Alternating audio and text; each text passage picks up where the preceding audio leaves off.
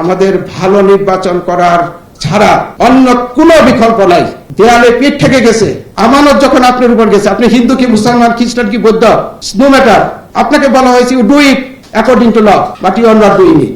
আমরা যারা, আমি এখন আমার নির্বাচন, আমরা যারা উপজেলা লেভেলে, আমরা যারা জেলা লেভেলে নির্বাচন পরিচালনা করার জন্য আইনগত বাধ্যগত ছিলাম, তারা যদি সঠিকভাবে পালন করতাম তাহলে কি এই নির্মল পরিণতি এই জাতিকে দেখতে হতো? আজকে আমি ব্যক্তিগতভাবে মনে করি যে এই ইলেকশন যদি খোদা না করুক, এই ইলেকশনও যদি আমরা ভালো না করতে পারি, বিশ্বের কাছে, মানুষের কাছে জাতির হিসাবে আমরা অত্যন্ত নিন্দিত জাতি হিসেবে পরিণত হব। পার্শ্ববর্তী রাষ্ট্রের 140 কোটি লোকে তাদের যদি এই পরিণতি না হয়, পার্শ্ববর্তী অন্য রাষ্ট্রের যদি এই পরিবর্তিত এরকম পরিণতি না হয়, তাহলে এক জাতি, এক দেশ, এক বাঙালি কেন আমরা পারি না? কোথায় আমাদের দোষ? একটু আগে আমাদের অনেক কোনো কথা বলেছেন ইনসাবঅর্ডিনেশন, যে আপনি a subordinate is not bound to carry out the illegal orders of his superior. This is the law. This is the একেবারে একটা স্পেসিফিক প্রভিশন অফ ল। আপনি মানবেন কেন?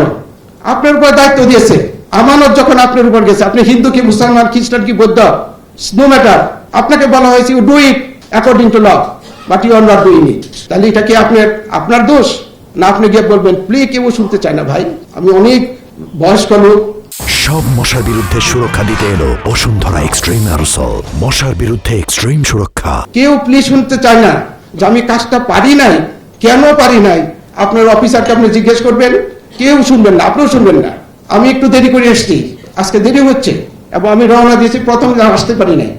আমার কোনো প্লি নাই, আমাকে অনুতপ্ত হতে হবে যে আমি ফেল করেছি। কেন ফেল করেছি? হয়তো কুজেন্ট রিজন ছিল, কিন্তু আপনি কুজেন্ট রিজন আপনার কাছে গ্রহণযোগ্য হবে না। বলবে বাস্তবতা হচ্ছে যে আপনি you have fail to attend the meeting in time. This is my disqualification and this is my failure. আমাকে এটা অ্যাকাউন্টেবল হতে হবে। তা আপনাদের কাছে অনুরোধ করব যে আপনারা এখানে সুন্দর প্রশিক্ষণ নেবেন। আমাদের ভালো নির্বাচন করার ছাড়া অন্য কোনো বিকল্প নাই।